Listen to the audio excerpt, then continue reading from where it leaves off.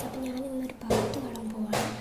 തെറ്റുള്ളവർ comment ചെയ്യാൻ കേട്ടോ. എങ്ങനെ എന്തായിരുന്നു ഇല്ലത്തെ ലൈക്ക് സബ്സ്ക്രൈബ് ഒക്കെ ഞാൻ പറയേണ്ട ആവശ്യമില്ല. 3, 2, 1. നീലവേ നീ